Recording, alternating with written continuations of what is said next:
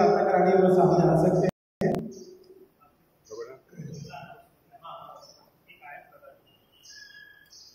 Announcement करेंगे कुछ छोटा सा।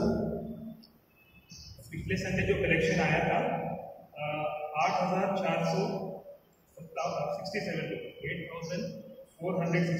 Thank you church for contributing this much. और मार्च तक हमें हमारा जो हिसाब किताब है कंप्लीट करना है वर्ष 2024-25 के लिए। तो हम अकाउंटेंट के पास अपनी बुक्स देंगे, आपकी रसीदें तैयार है, जो भी मुझसे प्राप्त कर सकते हैं ले लीजिए। और जिसकी भी डिस्क्रिपेंसी है अगर आगे पीछे है तो मुझसे कॉन्टैक्ट करें, हम लोग रसीद इंतजार कर देंगे। क्योंकि जो पासबुक में एंट्री हुई है किसी में नाम नहीं आया, आपने डायरेक्ट आ दिया मुझ तक नहीं पहुँचा है, उस एंट्रीज को टैली करने के लिए मुझे काफ़ी मेहनत करनी पड़ी। लेकिन अगर ऊपर नीचे हुआ है किसी का अमाउंट तो आ गया है, लेकिन नाम नहीं होने की वजह से हम नाम लगाए रसीद में, तो आप मुझसे वो प्लीज़ आकर पीछे सॉल्व कर लेना। एक आयत आपको यहाँ पर दिख रही है। कुछ दिनों से मैंने जब आपको कह रहा था कि परमेश्वर मुझे अलग अलग आयतों से आगाज करता है और अलग अलग चीज़ों से मैं स्टडी कर रहा हूँ, जब यशा की पुस्तक पे जब मैं आया तो मेरे कुछ दोस्त लोग हैं, 8 दोस्त ऑफिस में काम करते हैं, सारे के सारे कट्टर हिंदू हैं।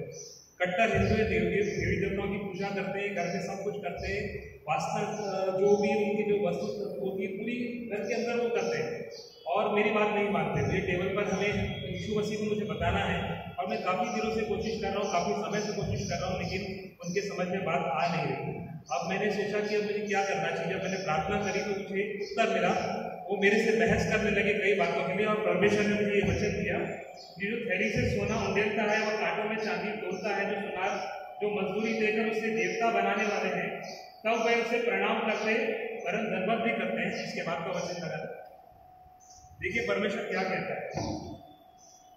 वह उसको कंधे पर उठाकर लिए फिरते हैं, वे उसे उसके स्थान में रख देते हैं और वह वहीं खड़ा रहता है, वो अपने स्थान से हट नहीं सकता। यदि कोई उसकी गवाही भी दे तो भी वो सुन नहीं सकता और न विपत्ति में उसका उद्धार कर सकता है। इसके आगे का वचन एक और देना,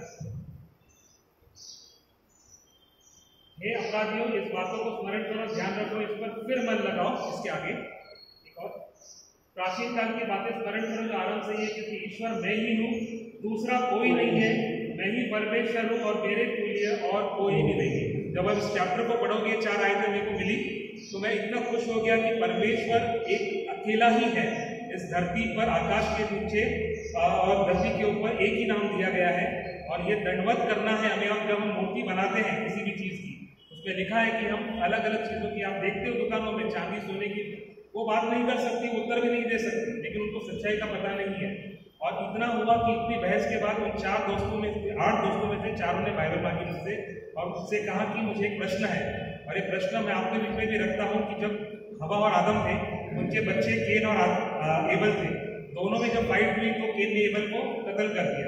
उसके बाद जब एबल की फैमिली कैसे बढ़ी आगे, इसका उत्तर मैं नहीं दे पाया। तो मैं इसकी स्टडी कर रहा हूँ कि वो औरत कहाँ से आई, उसके पास उसका जिक्र कोई भी नहीं कि एबल की शादी कैसे हुई और उसका लाइफ आगे कैसे बढ़ी। उन्होंने मुझे वहाँ पे अटका दिया। तो मेरा ये स्टडी है, आप भी दुआ करिए कि शायद हम उत्तर दे पाए और उस 8 जीवन को मैं बचा पाऊँ। Thank you so much. धन्यवाद देते हैं। परमेश्वर का वचन और आपको जीवित वचन है और जीवित आधार के तहत हमारा